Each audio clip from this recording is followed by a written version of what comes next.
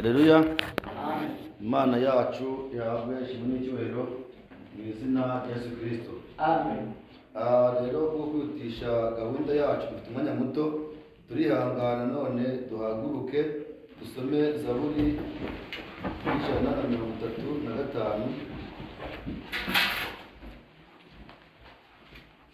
Zaburi 135,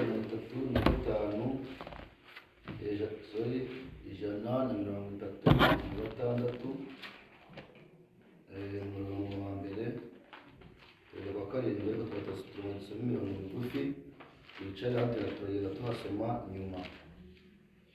136 umurongo wa mbere turasoma mu izina ry'Umwami Yesu Kristo. Amen. Nimushimire Uwiteka yuko ari mwiza, kuko imbabazi ze zihoraho iteka ryose.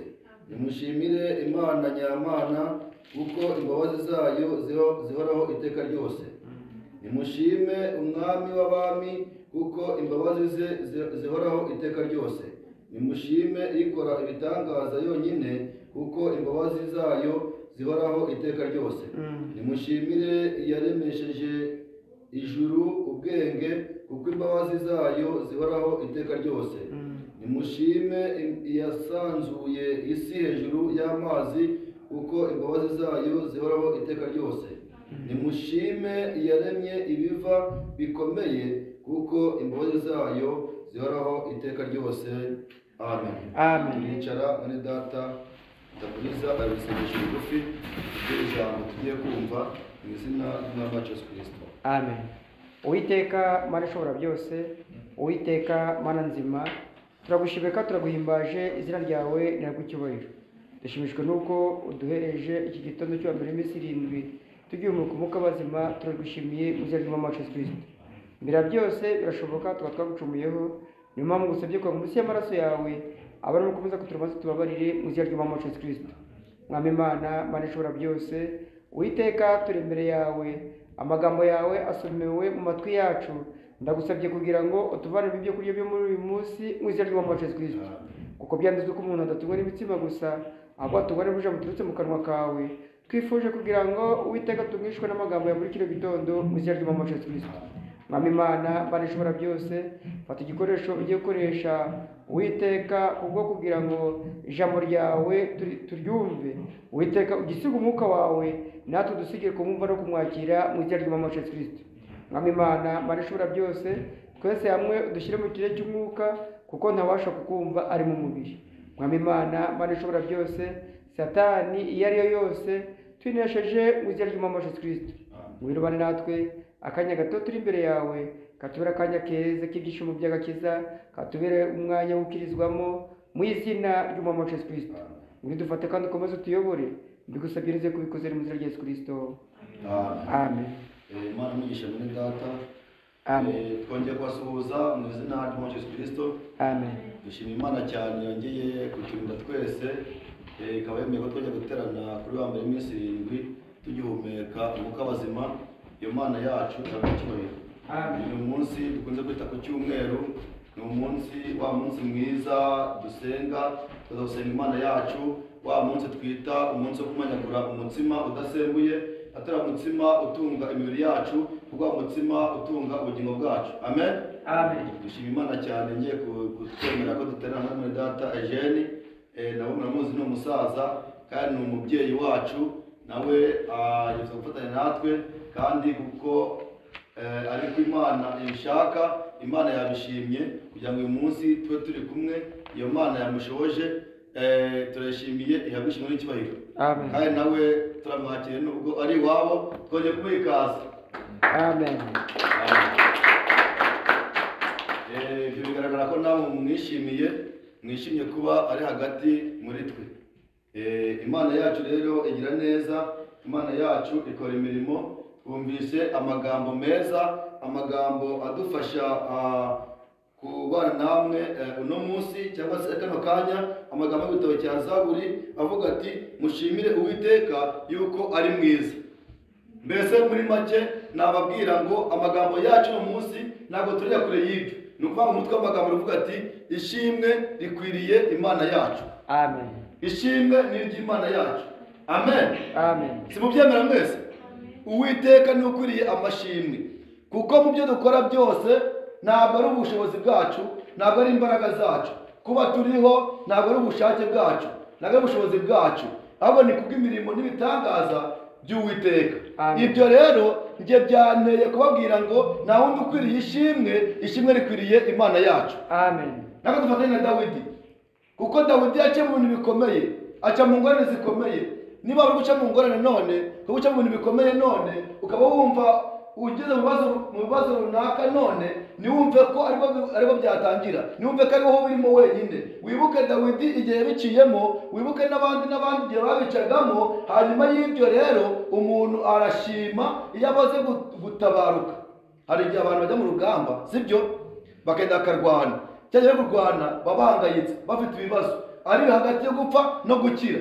Ariko ni ukuvuga ngo iyo atabaza kuva muri rwa rugamba, muri rwa rugamba rero ntabwo ari ubyishoboje, ni Imana. Iyo Mana rero nta wundi ukwiye amashimwe uretse Imana yacu. Tuva mu rugamba rw'umubiri tujye mu rugamba rw'umwuka, nta yindi bishoboza.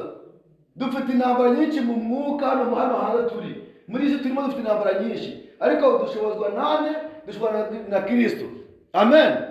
Dushobozwa na Kristo, uko Pawulo yabivuze ati, nawe yavuga ati nta wundi udushoboza ni Kristo. Ni Kristo uduha imbaraga. Ibyo avuga ati iyo dukora kuba turiho ni Kristo muri twe. Amen. Niyo mpamvu Pawulo yarebye abona ibintu byose biriho. Na Yohana yemera kubaho nk'umukene, yemera kubaho nk'umuntu utagira icyo afite kubera gukorera umwami wacu Yesu Kristo.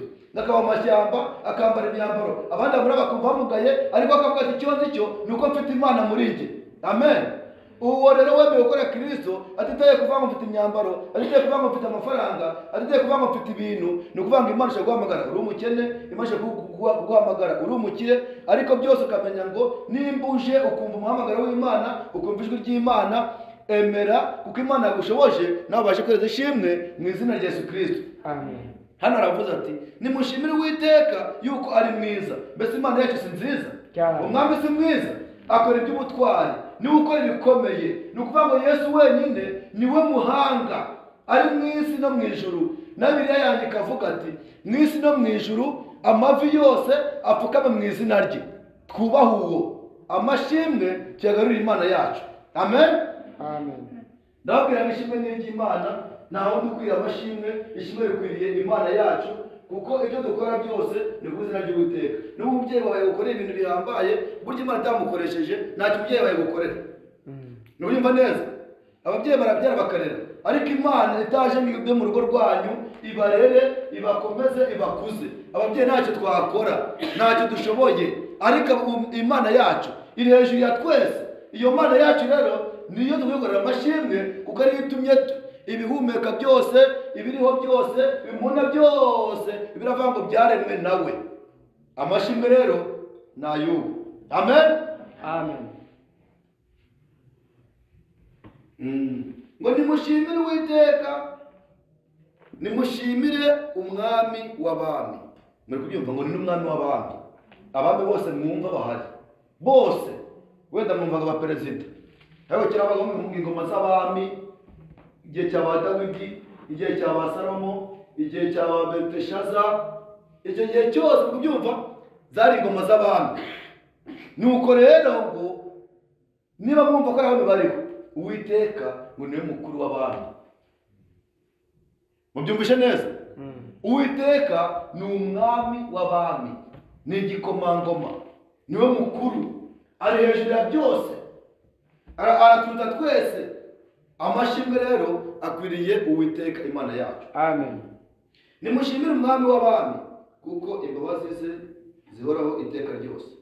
Nimushimire ikora ibitangaza yonyine. Mwabyumvishe neza? Niyo ikora ibitangaza byonyine. Ngo nimushimire yaremesheje ijuru ubwenge, yaremesheje ijuru ubwenge, irema ijuru, irema isi n'ibirimo byose, kuko imbabazi zayo zihoraho iteka ryose. Amen. Amen. Ngo nimushime iyasanzuye isi hejuru y'amazi. Ngo isi mbere yari amazi, yari umugezi, yari isanzure ry'amazi, amazi menshi, ariko arangira avuga ati ahumutse habeho, ari mu butaka. uwo ndabikoze ni Imana, umwami w'abami, niwe wenyine ushobora byose. Nimushimire yaremye ibiva bikomeye. Muri kumva uyumva neza? Hari Dawidi yari yashuriwe amenya ko Imana ari yo yaremye byose. Bino byose tubikubiremo, nimvuga ngo byose mwumve ko nta gisigaye. Uyumva neza? Niwe waremye ibiva bikomeye, ukwezi, izuba, ibiti, amabuye, abantu, byose nta gisigaye, niwe wabiremye. Ubwo rero amashimwe akwiriye nde? Akwiriye uwo mwami wacu. Yaremye izuba gutwara ku manywa, kuko imbabazi zayo zibaho iteka ryose. Yaremye ukwezi gutwara nijoro, yaremye ukwezi n'inyenyeri gutwara nijoro, kuko imbabazi zayo zibaho iteka ryose. Yaremye izuba ngo rijye ritwara ku manywa, irema nijoro ukwezi n'inyenyeri ngo zijye zitwara nijoro. Ibyo byose ni ibikoresho by'Uwiteka. Yabikoze kubera iki? Kuko imbabazi zayo zihoraho iteka ryose. Imana yacu rero ikwiye ishimwe ku manywa na nijoro, wariye washonje, Uwiteka niwe wenyine ukwiriye ishimwe. Reka rero dusoreze ku magambo yanditse mu gitabo cy'Abaheburayo kugira ngo dusoze, hanyuma tubarekure kubw'akanya gatoya dufite. Abaheburayo iri jambo tugiye gusoma ndagira ngo mbafashe, ariko ndabashimiye. Nabonye muri mwe, ntabwo nakwibagirwa kubashimira, nabonye muri mwe barimo bazana Bibiliya. Nshimiye ababyeyi bazibahaye, cyangwa se namwe ubwanyu mwabikoze ku bushake bwanyu, namwe ndabashimiye cyane. Hari n'abazidanodinga bakaba bafite amatelefone yabo, nabyo ni byiza gusoma Bibiliya kugira ngo babashe kumva no gusobanukirwa ijambo ry'Imana, kandi ijambo ry'Imana uryumve neza, rishinga imizi mu mutima wawe, rikomereremo, rikubake, rikugenzure, rikuyobore mu rugendo rwawe. Sibyo? Si byiza? Ndabashimiye rero, nshimiye n'ababyeyi banyu. Ariko nanone ngiye gusoma ijambo ndetse mu Baheburayo, niba wabonye wadusomera Abaheburayo 13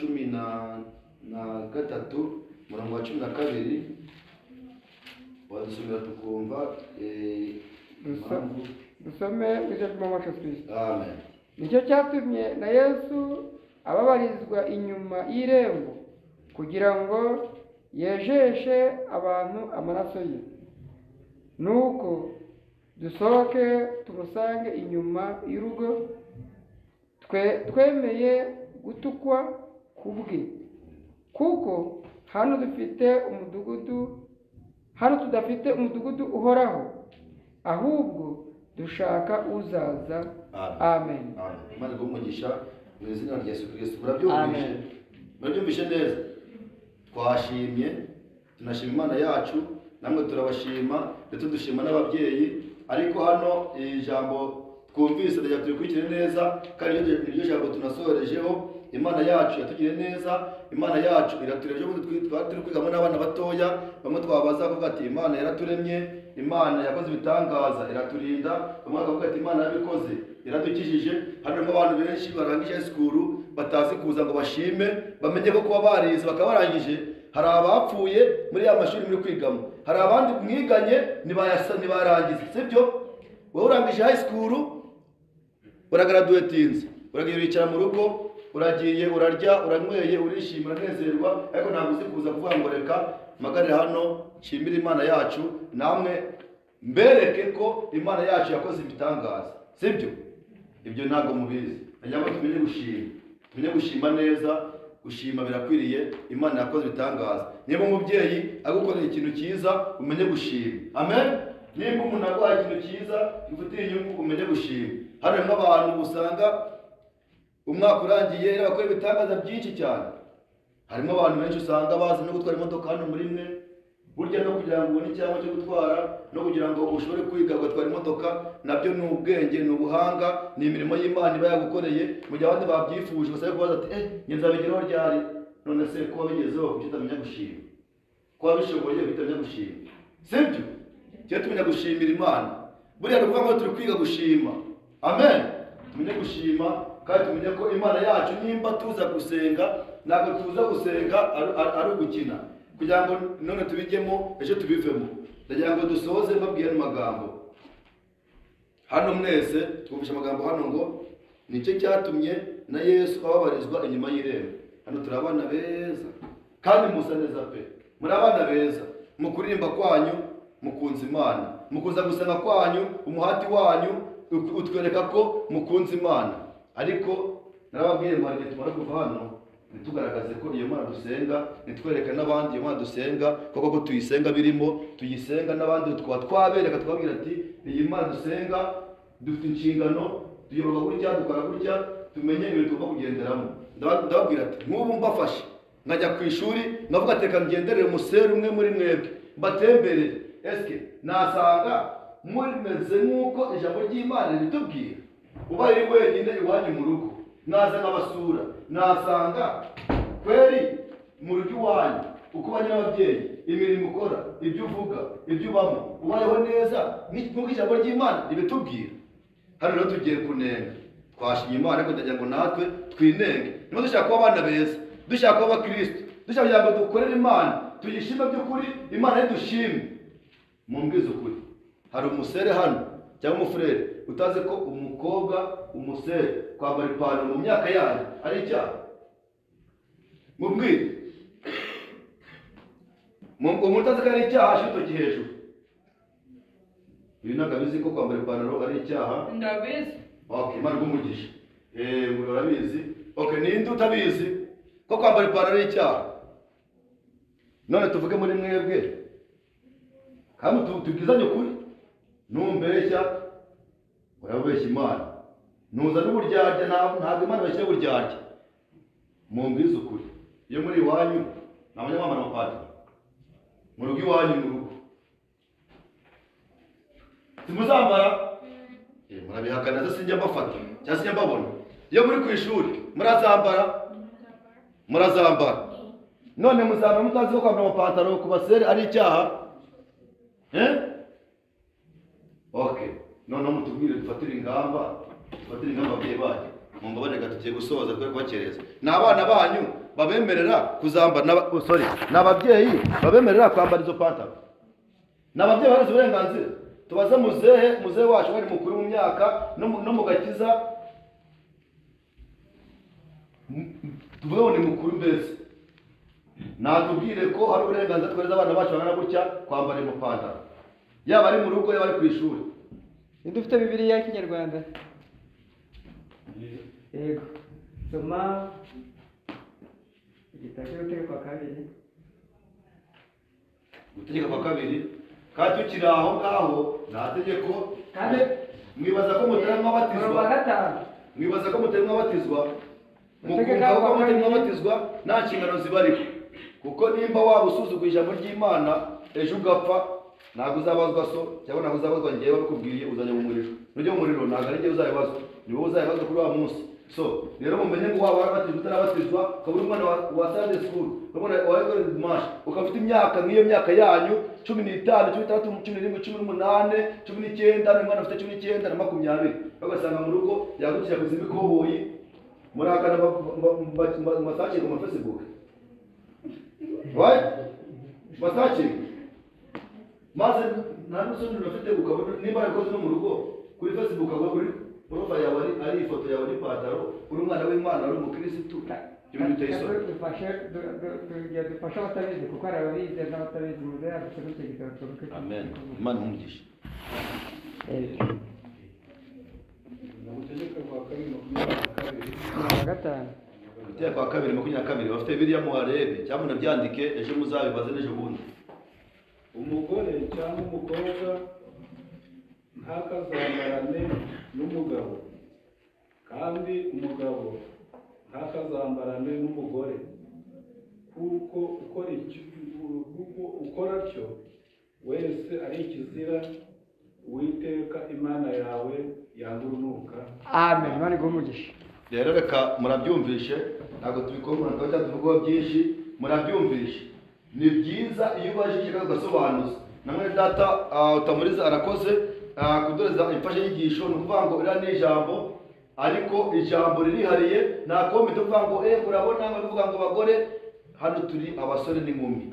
Ni ukuvuga ngo biravuze ngo uyu ntakambare n'uyu, uyu ntakambare n'uyu, Zefini. Niba ugiye kuzana komenti n'ibyawe, ni ukuvuga ngo ushaka kugenda kwizera kure, ntabwo ushaka gushyira kwizera muri wowe.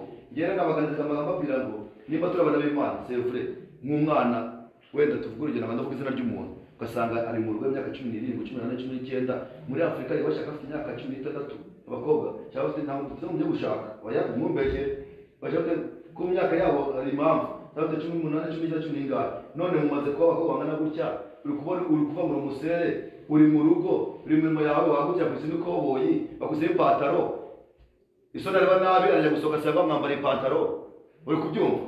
Ibyo bintu mubicikeho, ntabwo ari byiza. Kandi bivuze is not joking, right? Ni ukuri. Niba bivuze ndakaye, Imana irakaye kundusha. Niba twemera ko turi gusenga Imana, tugendere mu by'Imana ishaka, dukore iby'Imana ishaka. Twatubwa n'amagambo meza atubwira ngo niba ushaka umwana ushimwa, niba nshaka gushimwa, ni inkore iby'Imana ishaka. Amagambo akavuga ati nta wundi ukuriye ishimwe ni iby'Imana yacu. Imana yacu rero ibafashe kumva no gutura muri amagambo mu izina ry'Umwami Yesu Kristo. Amen. Yewe yafite ikibazo azakubaza ikibazo nyuma. Twashoje Katamuriza asoze amatorero yacu, hanyuma ufite ikibazo nimba afite umwanya, amasaha yagiye, ufite umwanya wamubaza, hanyuma tugasoza amatorero yacu y'uno munsi. Ariko ikintu baganizaga byari ishimwe rikwiriye Imana yacu. Mujye mumenya gushima muri byose, kandi niba twizeye biko biravuga ngo hano reka bisubiremo ngo Yesu ari nyuma y'irembo. Ari nyuma y'irembo kubera iki? Kwa twanze kumuhereza ikaze mu mitima yacu. Ari nyuma y'irembo kubera iki? Ari kubabarizwa yo kubera iki? Kuko wanze kumuhereza karibu muri wowe, uri gukora ibyo wishakiye. Hereza Yesu karibu, ureke kumubariza inyuma y'irembo, ureke kumuheza, hanyuma kuko twejejwe. Kandi umuntu amaze kwezwa, ntabwo nabivuze, uyu umuntu amaze kwezwa abavuye mu byaha, niba twarejejwe n'amaraso ya Yesu Kristo, tuve mu byaha, tureke ibyo byose dukora twihishe. Urihishe wihishe njyewe, urihishe wihishe umuntu, ariko Imana muri kumwe. Kandi nanjye Musa utazi, mu gihe utazi nshobora kugera iwanyu. Ninza niba duhagarara imbere yanyu muri Sunday school hano, nakwishe ngo kwambara ipantaro ni icyaha, ngasanga waba utuje reka sinabwira amabuno kwenda uzunguza mu muhanda, ngakubitana nawe ngagusanga mu rugo iwanyu, umenye ngo ntabwo byanejeje, n'Imana ntabwo byayinejeje. So duhinduke rero, duhindukire, tumenye iby'Imana ishaka, tumenye iby'Imana ishima. Ishimwe rikwiriye Imana yacu mu izina ry'Umwami wacu Yesu Kristo. Amen. Amen.